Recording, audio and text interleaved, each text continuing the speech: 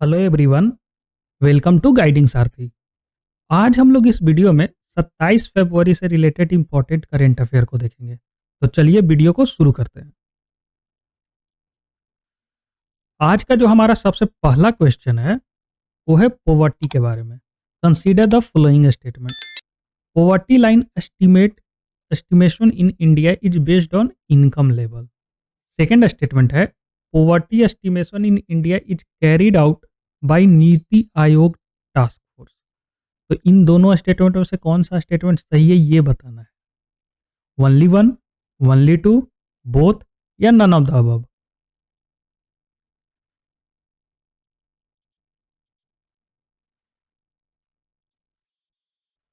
यहाँ पे B option सही है, ओनली टू। क्योंकि इंडिया में जो पॉवर्टी है, पॉवर्टी लेवल का एस्टिमेशन इनकम लेवल पे नहीं होता है, ये कंजम्पशन एक्सपेंडिचर पे होता है।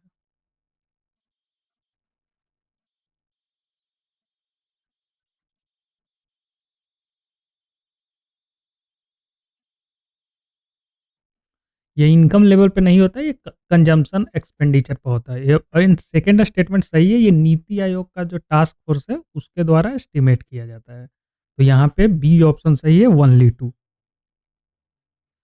अभी ये न्यूज में क्यों है? क्योंकि नीति आयोग के चीफ बीवीआर सुब्रमण्यम ने कहा है कि इंडिया में पॉवर्टी लेवल जो है सो बिलो 5% चला गया है। और ये नीति आयोग के द्वारा मंथली कंजम्पशन एक्सपेंडिचर का डाटा कलेक्ट करके ये निकाला जाता है पॉवर्टी लेवल। और डाटा कलेक्ट किया जाता है किसके द्वारा? एनएसएसओ के द्वारा, नेशनल सैंपल सर्वे ऑफिस, इसका फुल फॉर्म है।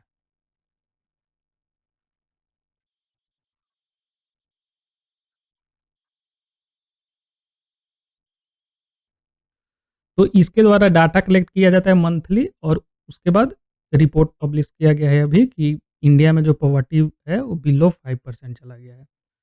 इस रिपोर्ट में ये भी बताया गया है कि पीपल जो है से अपना टोटल इनकम का अब 5% से कम जो है सो सीरियल्स एंड पल्सेस पे खर्च कर रहे हैं।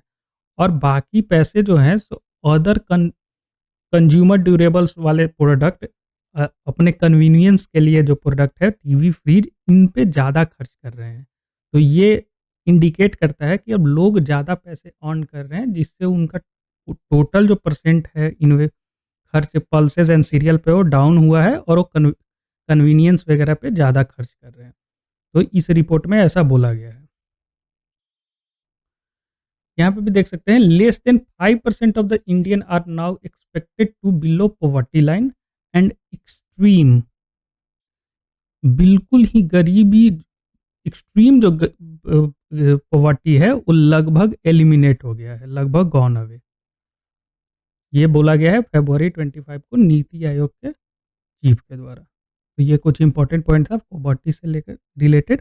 चलते हैं नेक्स्ट क्वेश्चन पे। आज का जो दूसरा क्वेश्चन है वो इम्पीचमेंट से है। ये बताना है कि यूएस और इंडिया में इम्पीचमेंट से रिलेटेड ये दोनों स्टेटमेंट में से कौन सा स्टेटमेंट सही है।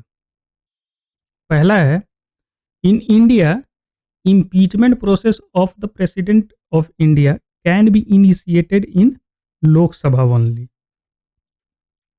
But in USA the process of impeachment can be initiated in either house, lower house जिसको उन लोग रिप्रेजेंट हाउस ऑफ रिप्रेजेंटेटिव बोलते हैं, एंड इन अपर हाउस जिसको सेनेट बोलते हैं।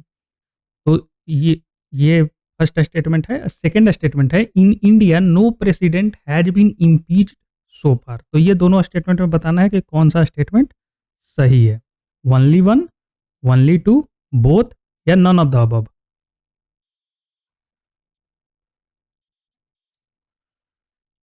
यहाँ पे बी ऑप्शन सही है, ओनली टू। क्योंकि फर्स्ट स्टेटमेंट जो है सो गलत है, ये उल्टा है।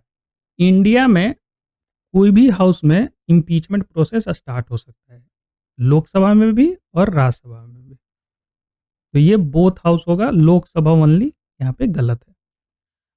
लेकिन वही यूएस में देखें तो यूएस में केवल ये हाउस ऑफ रिप्रेजेंटेटिव जो उनका लोअर हाउस है वहीं पे इसका प्रोसेस इनिशिएट हो सकता है। तो ये उल्टा था, तो इसलिए ये गलत है। अब देख लेते हैं इम्पीचमेंट ऑफ प्रेसिडेंट, इंडिया और यूएस का कंपैरिजन कर लेते हैं। इंडिया में इम्पीचमेंट जो है प्रेसिडेंट का, वो केवल एक ही कंडीशन में किया जाता है, वो है वायलेशन ऑफ द कॉन्स्टिट्यूशन। ये मेंशन है हमारे कॉन्स्टिट्यूशन में आर्टिकल 61 में। वहीं अगर यूएसए में देखें तो यूएसए में लिस्ट लंबा है, ब्राइवरी, ट्रेसन, अदर हाई क्राइम्स, ये कुछ भी ऐसा करते हैं तो उनका इम्पीचमेंट प्रोसेस स्टार्ट किया जा सकता है। अगर प्रोसेस की बात करें तो इंडिया में ये किसी भी हाउस में स्टार्ट किया जा सकता है, लोकसभा या राज्यसभा दोनों में से कहीं पे भी। लेकिन इम्पीचमेंट का बिल प्रोसेस लाने से पहले उस हाउस का 1/4 मेंबर उस बिल पे साइन करेंगे, तब वो बिल इंट्रोड्यूस होगा हाउस में। अगर वही लोकसभा में, राज्यसभा में होगा तो 245 टोटल स्ट्रेंथ है, तो इसका 1/4 मेंबर इस बिल को पहले साइन करेंगे, उसके बाद इंट्रोड्यूस किया जाएगा और 14 डे का नोटिस भी दिया जाएगा प्रेसिडेंट को कि आपका इम्पीचमेंट प्रोसेस शुरू किया गया है। उसके बाद वोटिंग होगा उस हाउस में, जिस हाउस में इनिशिएट किया गया, और वो voting 2/3 majority of total present and voting से उस बिल को पारित होना चाहिए। उसके बाद वो सेकंड हाउस में जाएगा। अगर ये राज्यसभा में पहले इनिशिएट हुआ है तो उसके बाद सेकंड हाउस में जाएगा बिल पास होने के बाद लोकसभा में, और वो लोकसभा एज इन्वेस्टिगेशन इन्वेस्टिगेशन करेगी जो इम्पीचमेंट का प्रोसेस हुआ है क्या सही है या नहीं है, और इस इन्वेस्टिगेशन में प्रेसिडेंट भी पार्टिसिपेट अपना पक्ष रख सकते हैं। और अगर इसके बाद लोकसभा भी 2/3 मेजॉरिटी से बिल पास कर देती है तो president of India stand impeached. तो ये है प्रोसेस इंडिया में। लेकिन अगर वही हम यूएसए में देखें तो ये इसका प्रोसेस जो है से इनिशिएट किया जाएगा हाउस ऑफ रिप्रेजेंटेटिव में, जो उनका लोअर हाउस है वहाँ पे इस प्रोसेस को इनिशिएट किया जाएगा, और वोटिंग जो होगी वो सिंपल मेजॉरिटी से वोटिंग होगी। और उसके बाद ये सेकेंड हाउस में जाएगा, जो सेनेट है वहाँ पे जाएगा। लेकिन यहाँ पे प्रिसाइडिंग ऑफिसर जो है, सेकेंड हाउस का जो प्रिसाइडिंग ऑफिसर है वो चीफ जस्टिस ऑफ यूएस रहेंगे। जब ये ट्रायल चलेगा कि जो इम्पीचमेंट का प्रोसेस है वो सही या नहीं है, तो वहाँ पे chief justice of US presiding officer होंगे। लेकिन अब इंडिया में प्रिसाइडिंग ऑफिसर जो है सो उसी हाउस के होंगे। जैसे अगर राज्यसभा में जाएगा तो ये चेयरमैन ऑफ राज्यसभा होंगे, उसका प्रिसाइडिंग ऑफिसर। अगर लोकसभा में ये एज ए इन्वेस्टिगेटिंग हाउस रहेगी तो वहाँ पे स्पीकर होंगे, प्रिसाइडिंग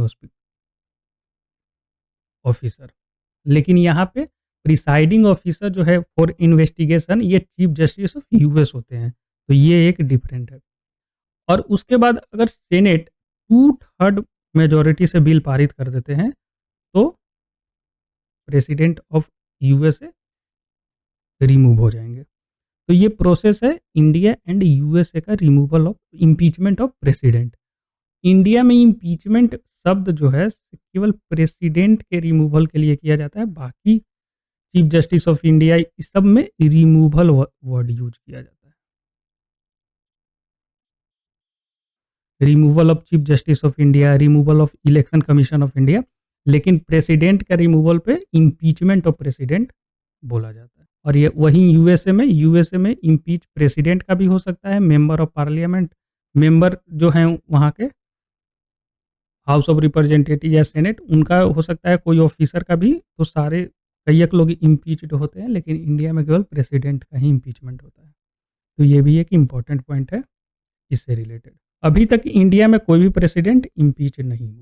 चलते हैं नेक्स्ट क्वेश्चन पे। आज का जो थर्ड क्वेश्चन है वो डब्ल्यूटीओ से रिलेटेड है। Consider the following statement about World Trade Organization. The World Trade Organization have 164 member states that regulate and facilitate international trade between nations. WTA is the only global international organization dealing with the rule of trade between nations. Third statement है, the highest authority of the WTO is the ministerial conference which must meet at least every 2 year. ये बताना है कि ये तीनों statement में से कौन कौन सा स्टेटमेंट सही है। Any one, any two, all of the above या नन ऑफ द अबव।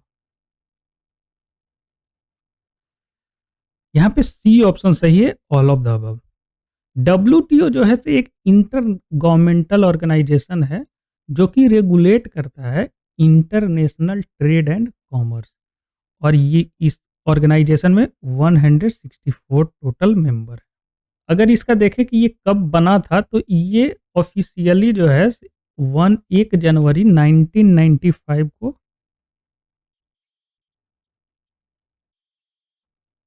ये बना था। और ये जो पहले 1948 से जो चला आ रहा था एक, उसको रिप्लेस किया था, उसका नाम था GATT, general agreement on tariffs and trade. तो ये पहले 1948 से ऑर्गेनाइजेशन चल रही थी, तो उसको ये रिप्लेस करके डब्ल्यूटीओ बना था। और ये बना था एक एग्रीमेंट के तहत, उस एग्रीमेंट का नाम है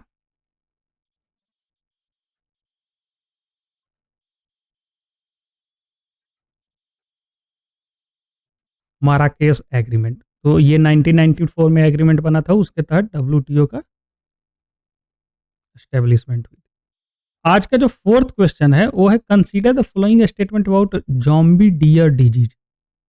ये रिसेंटली न्यूज में था।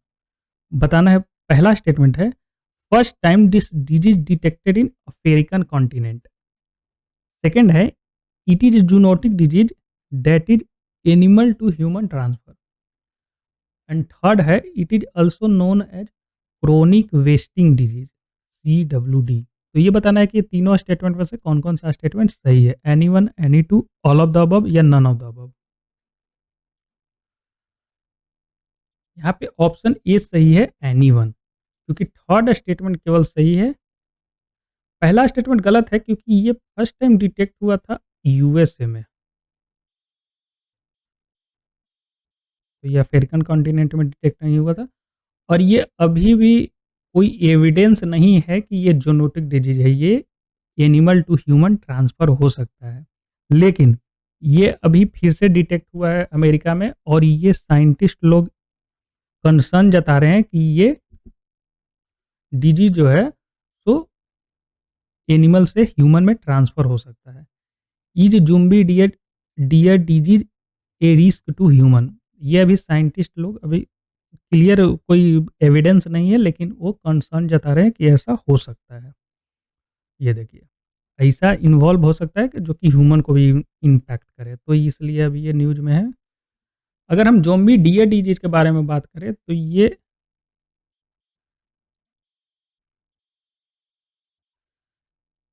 पेरियन डिजीज़ के कैटेगरी में आता है, और इसको क्रोनिक वेस्टिंग डिजीज़ भी बोलते हैं। पेरियन क्या होता है? पेरियन एक प्रकार का प्रोटीन है। ये एक प्रकार का प्रोटीन है जो कि हमारा नॉर्मल प्रोटीन जो ब्रेन ह्यूमन ब्रेन में है, उसको ये इम्पैक्ट करता है और उसको अबनॉर्मली फ़ोल्ड कर देता है। तो ये एक प्रकार का पेरियन जो है एक प्रकार का प्रोटीन है जो कि हमारा नॉर्मल प्रोटीन को अबनॉर्मली फ़ोल्ड उसको कर देता है। तो ये एक पेरियन डिजीज़ है, इसको क्रोनिक वेस्टिंग डिजीज़ भी बोलते हैं। It's real name is chronic wasting disease. ये न्यूरोलॉजिकल कंडीशन है which kill virtually every animal it infect. ये जितने जानवर को होते हैं लगभग सभी को ये मार देता है। ये वर्चुअली एवरी एनिमल, ये ज़्यादा स्प्रेड कर रहा है डियर पॉपुलेशन में, इसी से इसका नाम आया है deer zombic disease across the US. तो ये कुछ इंपॉर्टेंट पॉइंट थे ज़ॉम्बी डिजीज़ आउटब्रेक के बारे में। आज का जो फिफ्थ क्वेश्चन है, researcher develop electronic soil to enhance crop growth. तो which of the following statement is incorrect about electronic soil. A है, electronic soil that can speed up the growth of plant in hydroponic space. Electronic soil work by electrically stimulating plant root. सी है it is derived from cellulose and A conducive conductive polymer. और D है it will consume high energy consumption. यहाँ पे बताना है कि ये चारों स्टेटमेंट में से कौन-सा स्टेटमेंट गलत है, incorrect.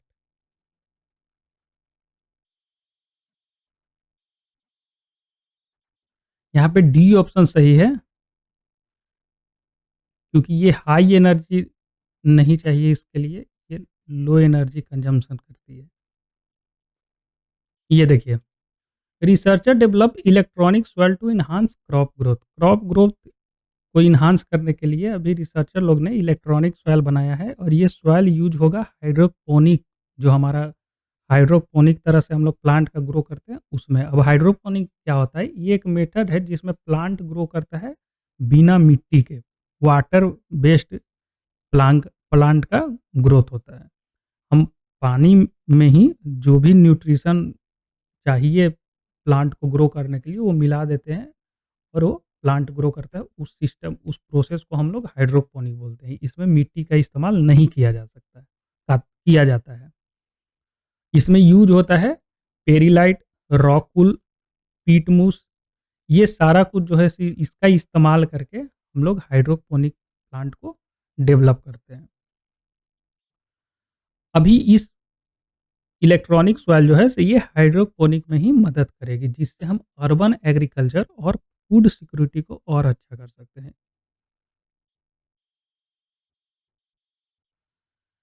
Electric soil work as by electrically stimulating plant root को इलेक्ट्रिकली स्टिमुलेट करेगी ये, जो कि सेफर होगा और इन्वायरमेंटल फ्रेंडली होगी, और ये लो पावर कंजम्पशन यूज करेगा।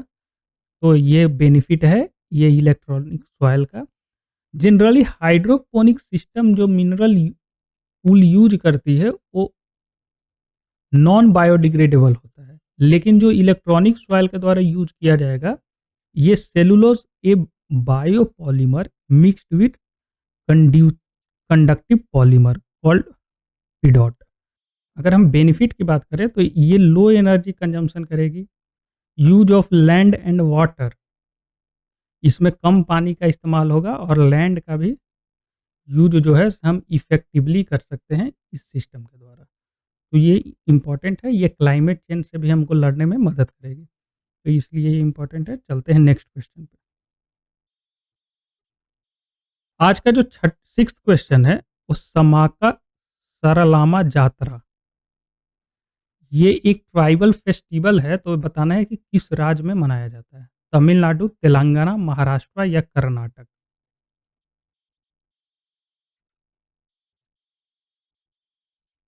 यहाँ पे बी ऑप्शन सही है, तेलंगाना। इस फेस्टिवल को मेदराम जात्रा भी बोलते हैं। ये फेस्टिवल जो है तो समाका एंड सरलामा, ये माँ और बेटी थी,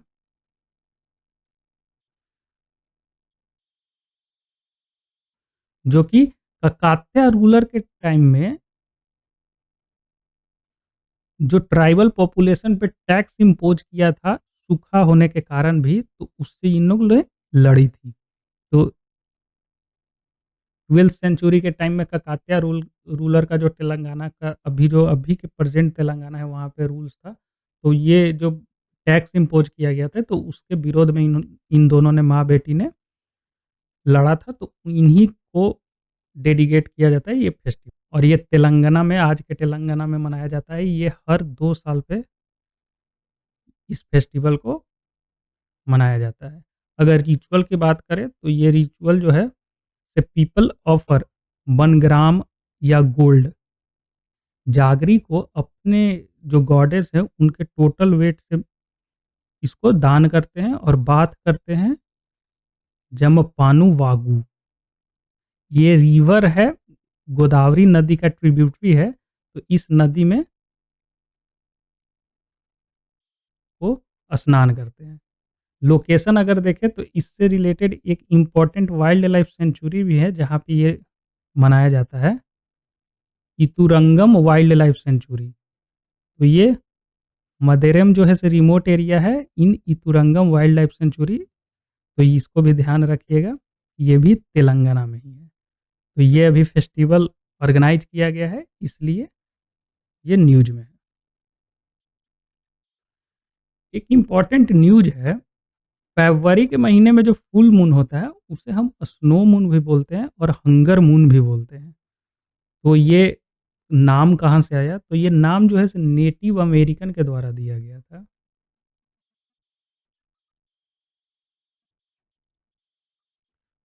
स्नो मून और फुल मून।